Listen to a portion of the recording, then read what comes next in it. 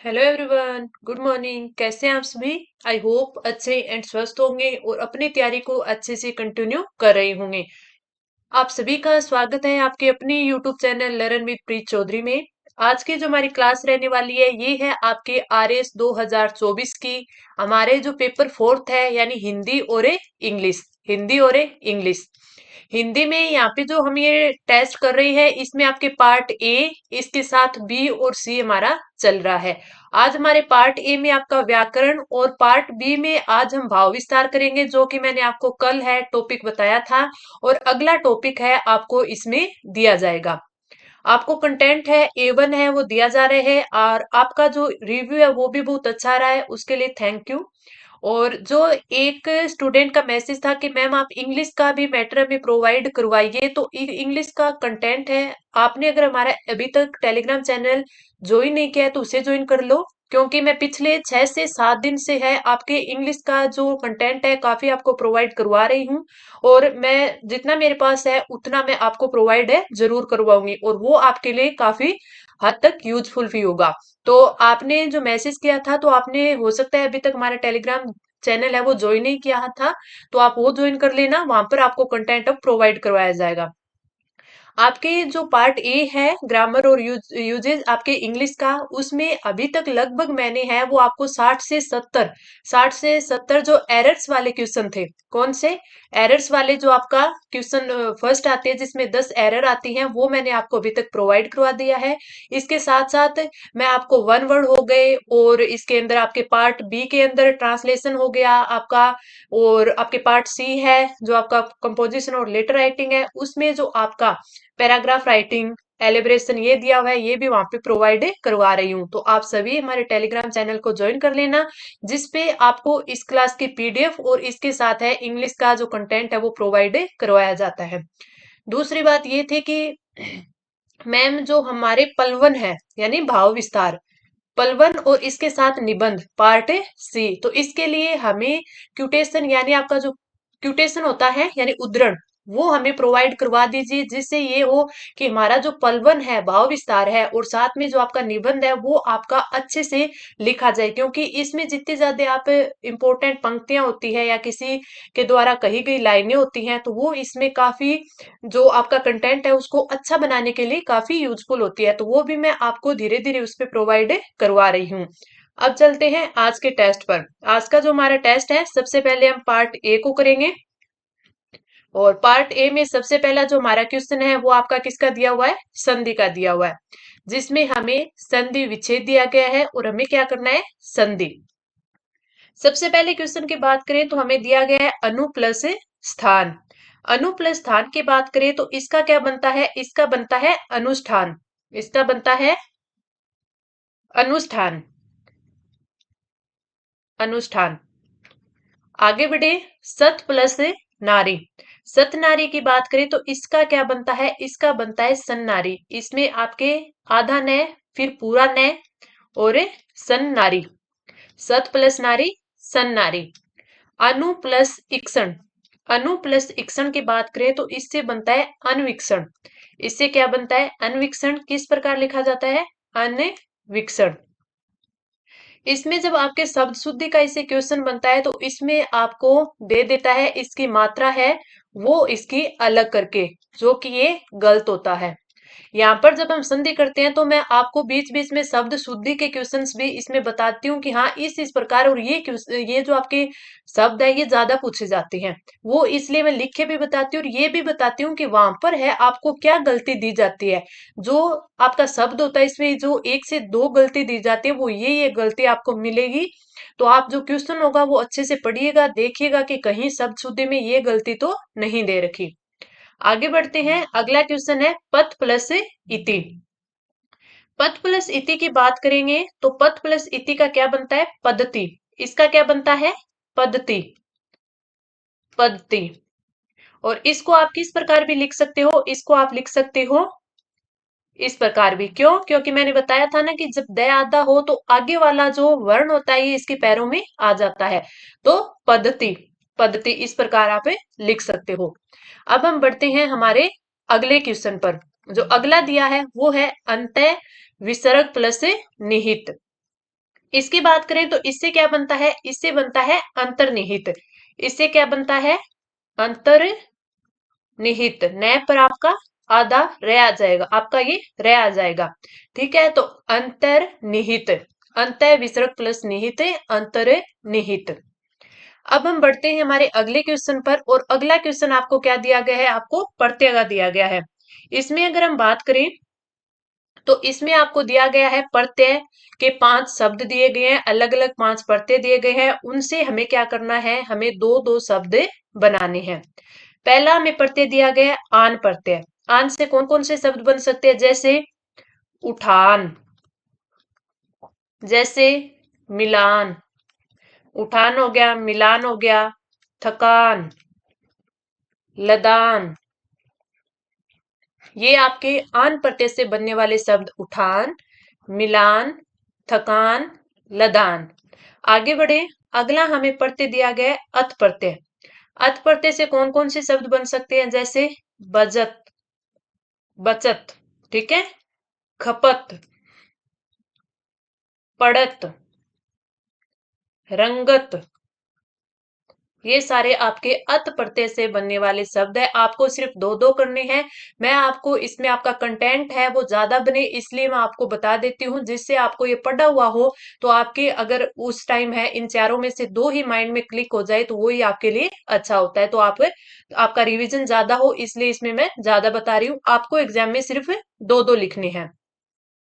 अगला हमें दिया गया है यह प्रत्यय। यह की बात करें तो इससे बन सकते हैं जैसे दैत्य, यह प्रत्यय से दैत्य हो गया, और आपका आदित्य हो गया, आदित्य। इसके अलावा चाणक्य, इसके अलावा चाणक्य, चाणक्य के अलावा और क्या लिख सकते हैं आप, और लिख सकते हैं पोल, पोल सत्य। तो इसमें आपका हो जाए जैसे पोल सत्य।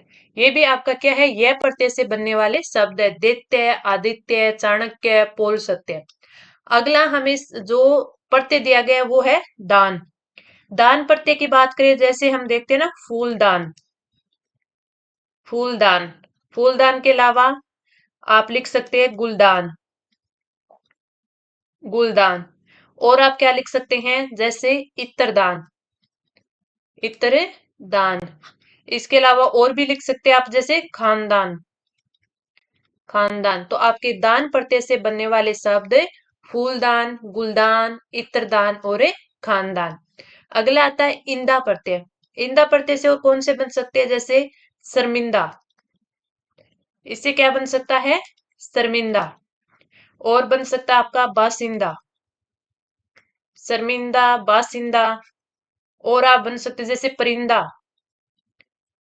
इंदा प्रत्यय से बन सकता है परिंदा। चुनिंदा, अपन बोलते हैं ना ये तो चुनिंदा लोगों में से आता है, तो चुनिंदा। ठीक है, शर्मिंदा, बासिंदा, परिंदा, चुनिंदा। तो ये आपके हो गए प्रत्यय। हमने 5 प्रत्यय पढ़े आपके आन प्रत्यय से बनने वाले शब्द, अत प्रत्यय से बनने वाले शब्द, य प्रत्यय से बनने वाले शब्द, दान प्रत्यय से बनने वाले शब्द और इंदा प्रत्यय से बनने वाले शब्द। ये पांचों के पांचों प्रत्यय आपके वेरी इंपॉर्टेंट है, आप इनको अच्छे से देखना। और एक चीज, हम जितने भी टेस्ट कर रहे हैं, जैसे आज हमारा जो टेस्ट है वो रहने वाला है 29वां टेस्ट, ठीक है। तो इससे पहले जो हमने 28 टेस्ट कर लिए 20-20 के, उनका भी रिवीजन आप करते रहिए। उनका रिवीजन से क्या होगा, चाहे आप पीडीएफ से कीजिए चाहे आप दोबारा क्लास देके कीजिए, उनसे ये होगा कि जो पीछे हमने पार्ट बी और सी, पार्ट बी और सी का जो मैटर पढ़ा है, कंटेंट हमने तैयार किया है, एक बार उसका अगर आप उसको पढ़ भी लेते हो तो उसमें क्या होगा कि आपकी प्रैक्टिस है वो अच्छी हो जाएगी। अपने को ज्यादा से ज्यादा शब्द चाहिए हमें लिखने के लिए, आंसर राइटिंग बढ़ानी है तो हमारा शब्दकोश है वो ज्यादा से ज्यादा अच्छा होना चाहिए, इसलिए आप बार बार उनका रिवीजन करना। अगला हमारा आता है पर्यायवाची शब्द। पर्यायवाची शब्द की बात करें तो हमें इसमें 5 है वो पर्यायवाची शब्द दिए गए हैं, जिनके हमें दो दो पर्यायवाची लिखने हैं। दो दो बोला है, हम देखते हैं जो हमें आते होंगे, जितने याद होंगे उतने हम लिखते हैं। जैसे तरंग, तरंग का क्या होता है, तरंग का मतलब होता है लहर। क्या होता है, लहर। लहर भी बोल सकते हैं, तरंग भी बोल सकते हैं, हिलोर भी बोल सकते हैं, हिलोर। इसके अलावा उर्मी, उर्मी। और अपन क्या बोल सकते हैं, विची। और क्या बोल सकते हैं, विची। तो जो मैं आपको 4-5 लिखवाती हूँ, इसमें आप याद करने की कोशिश करना, ताकि हमें ज्यादा याद होंगे तो उनमें उस हमें है वो 3 से 4 है वो अच्छे से याद हो, और हमें फटाक से हम उस आंसर राइटिंग में आंसर लिख सके, ताकि हमारा टाइम है वो बचे। अगला आता है दरिद्र। दरिद्र यानी गरीब, रंक, इसके तो हमें याद ही है। 3-4 तो हमें ऐसे ही याद होते हैं, जैसे गरीब हो गया, रंक हो गया, और इसका एकिंसन हो गया। ये 3 तो हमें याद है, होते ही रहते हैं। एक इसका हो गया दीन, ये भी हमें पता होता है, बस उस टाइम हमें माइंड में जल्दी से क्लिक हो जाए। निर्धन, निर्धन। और एक इसका कंगाल, ये भी हो सकता है कंगाल, गरीब, कंगाल। तो ये वर्ड हमें याद ही होते हैं, गरीब, रंक, एकित्सन, दीन, निर्धन और कंगाल। आगे बढ़ते हैं, अगला है निकेतन। निकेतन का क्या अर्थ होता है, घर। निकेतन का क्या अर्थ होता है, घर। तो अगर हमें घर का याद आ गया तो हम 2 से 3 ऐसे लिख देते हैं, जैसे घर का गृह भी होता है, उसका निल्य भी होता है, उसका आल्य भी होता है, आल्य, आवास भी होता है। तो इसके तो हमें काफी सारे याद हैं। आज वाले जो पढ़ते जो आपके ये है पर्यायवाची है, काफी इजी है। तरंग का लहर, हिलोर, उर्मी और विची। दरिद्र का गरीब, रंक, एकिंचन, दीन, निर्धन और कंगाल। अगले की देखें, घर, गृह, निल्य, आल्य और आवास। ये किसके, निकेतन की है। अगला हमें दिया गया नूतन। नूतन मतलब क्या होता है, नया। नूतन मीन्स नया, नव, नवीन। नवीन की जगह नवल। और इससे क्या बन सकते हैं, अभिनव, अभिनव। तो ये नए के पर्यायवाची हैं। ठीक है, नूतन, नया, नव, नवीन, नवल, अभिनव। अगला आता है पल्लव। पल्लव का अर्थ होता है आपका पर्ण यानी पत्ती। पर्ण हो गया, पत्ती हो गया, और कोम्पल हो गया, कोम्पल हो गया। और इसका बनता है जैसे किसलय, किसलय हो गया। तो ये इससे किसके हो गए, पल्लव के हो गए। तो पर्ण, पत्ती और कोम्पल हमें याद ही होता है, किसलय भी हमें लिख सकते हैं। तो ये हमारे थे 5 पर्यायवाची, तरंग, दरिद्र, निकेतन, नूतन और पल्लव। पांचों हमने यहीं पर याद कर लिए। अब हम बढ़ते हैं अगले पर, विलोम शब्द। आगे में चौथे क्वेश्चन में भी 5 विलोम दिए हुए हैं, जिनके हम लिखेंगे। सबसे पहला अथ। अथ का होता है आपका इति। अथ का विलोम होता है इति। अनुरक्त। अनुरक्त का होता है विरक्त। अनुरक्त का विरक्त। आर्स का होता है अनार्स। आर्स का होता है अनार्स। उन्मिलन। उन्मिलन का होता है निमिलन। निमिलन। अगला गौरव का होता है लाघव। गौरव का होता है लाघव। तो पांचों के पांचों हमने पढ़े हैं। अथ इति, अनुरक्त विरक्त, आर्स अनार्स, उन्मिलन निमिलन, गौरव का लाघव। अब बढ़ते हैं अगले क्वेश्चन पर। हमारा अगला क्वेश्चन आता है पार्ट बी का। और पार्ट बी में जो कल वाले टेस्ट में हमने बात की थी, जो हमें दिया गया था भाव विस्तार, आज उसी का हमें सॉल्यूशन करेंगे। सबसे पहले निम्नलिखित कथन का भाव विस्तार कीजिए। कितने शब्दों में, लगभग 100 शब्द, और आपके कितने, 10 अंकों का है। इसमें हम बात करें तो हमें दिया क्या है, जननी जन्म भूमिश्च स्वर्गादपि गरीयसी। ठीक है, सबसे पहले इसका अर्थ देखेंगे। जननी जन्म भूमि से सर्वागदपि गरीयसी, अर्थात क्या होता है, जननी यानी माता, और जन्म भूमि का स्थान है वो स्वर्ग से भी श्रेष्ठ व महान है। पहले लाइन का अर्थ। फिर उसका मैंने आपको हमेशा से बोला है कि जब भी आपको कोई पंक्ति दी जाए, कोई कहावत लोकोक्ति दी जाए, ठीक है, तो उसमें या किसी का कोई कथन दिया जाए, तो उसका सबसे पहले तो हमें क्या लिखना है, अर्थ लिखना है कि इसका अर्थ क्या होता है। फिर उस अर्थ को डिफाइन करना है कितने, 3 से 4 या फिर 4 से 5 लाइनों में। फिर उसके बाद है उसके बारे में उसकी विशेषताएं वगैरह बताते हैं। तो जैसे स्थान स्वर्ग से भी श्रेष्ठ एवं महान है। हमारे वेद पुराण तथा धर्म ग्रंथ सदियों से दोनों की महिमा का बखान करते रहे हैं। माता का प्यार, दुलार व वात्सल्य अतुलनीय है। इसी प्रकार जन्मभूमि की महत्ता हमारे समस्त भौतिक सुखों से कहीं अधिक है। लेखकों, कवियों व महामानवों ने जन्मभूमि की गरिमा और इसके गौरव को जन्मदात्री के तुल्य ही माना है। यानी जिस प्रकार हमारी माता हमसे प्यार दुलार करती है, हमारे लिए जितनी ज्यादा उसकी महत्ता है, उतनी ही ज्यादा हमारे लिए महत्ता किसकी है? हमारी जन्मभूमि की। आगे देखें, जिस प्रकार माता बच्चों को जन्म देती है तथा उनका लालन पालन करती है, अनेक कष्टों को सहते हुए भी बालक की खुशी के लिए अपने सुखों का परित्याग करने में भी नहीं चूकती, उसी प्रकार जन्मभूमि जन्मदात्री की भांति अनाज उत्पन्न करती है।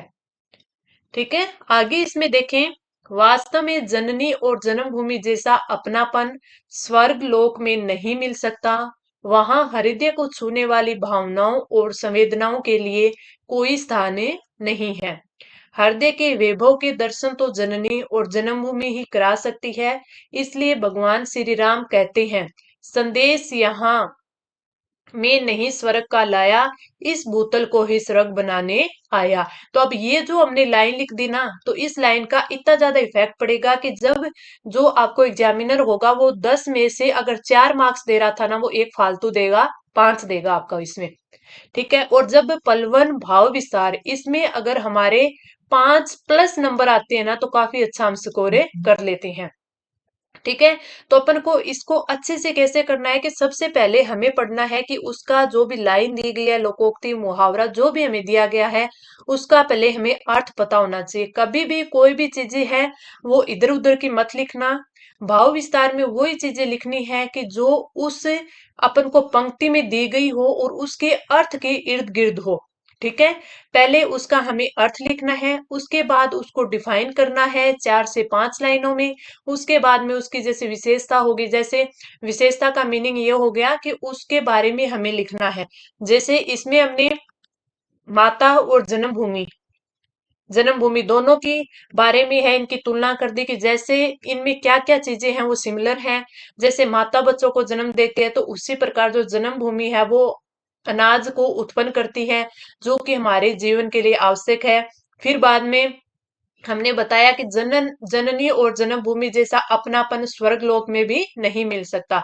हमेशा ही याद रखना कि आप जब भी पल्लव यानी भाव विस्तार करें, तो उसमें आप 1 से 2 लाइनें किसी भी महान पुरुष की लिखें, और जिससे रिलेटेड हो तो आप लिख सकते हैं। इतिहास की कोई लाइन लिख सकते हैं, किसी के द्वारा कही हुई पंक्ति लिख सकते हैं।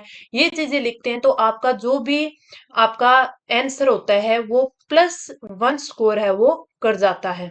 ठीक है, तो ये चीजें आपको इनमें ऐड करनी चाहिए। तो ये हमारा जो पल 1 है भाव विस्तार कंप्लीट होता है। अब हम देखते हैं हमारे अगले टेस्ट के क्वेश्चन को। अगला क्वेश्चन भी हमारे पार्ट बी का रहेगा, और इस पार्ट बी में क्वेश्चन क्या रहने वाला है कि अपने शहर के नगर निगम आयुक्त को एक पत्र लिखिए जिसमें शहर में फैली गंदगी, अव्यवस्था और अतिक्रमण के समाधान को लेकर ध्यान आकर्षित किया गया हो। तो ये लेटर लिखना है, 10 अंकों का होगा। तो ये आप अपनी तरफ से लिखना, फिर हम कल इसका सॉल्यूशन करेंगे। तो आज की क्लास आपको कैसी लगी नीचे कमेंट करके जरूर बताना। अच्छी लगी तो लाइक करना, अपने दोस्तों के साथ है वो शेयर करना। अभी तक चैनल को सब्सक्राइब नहीं किया तो सब्सक्राइब कर लेना। कोई भी डाउट हो तो आप नीचे तुरंत कमेंट बॉक्स में कमेंट कर सकते हो। अब मिलते हैं अगली क्लास में। धन्यवाद।